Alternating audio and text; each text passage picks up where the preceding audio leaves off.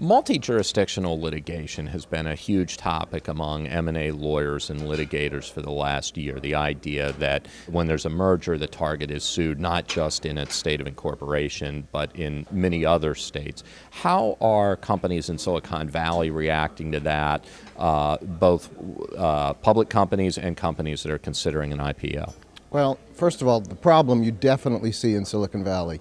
So our companies, whether they're the target or the beneficiary of an M&A process, we're seeing multi-forum litigation throughout the Valley. Every deal is now sued and often in multiple forums. That's a big change from 5 years ago. And when you say every deal, you mean even the $100, $150 million, $200 million deals? That's the biggest difference that you've seen. I remember when a $500 million or $1 billion deal that got sued. In today's market, 100, 150, $200 million deals face 2, 3, 4 lawsuits immediately upon announcement of the transaction. That's a huge change, and they're in all across the country.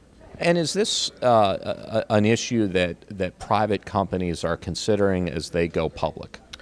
It's an issue that every company is considering, private or public, and every director is considering because they're facing it all the time. So it's being addressed throughout, and it's a big issue of concern, I think, for every company in America, certainly in Silicon Valley.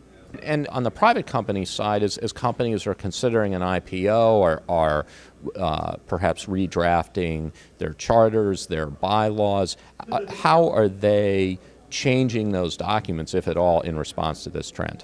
Well, you are seeing a lot of consideration of it. So many companies have adopted in their charter provisions as they're going public provisions for single forum jurisdiction. So that LinkedIn, for example, adopted a provision in its charter that all deal litigation or all litigation involving a director's fiduciary duties or governing the internal affairs of a director has to be brought in Delaware.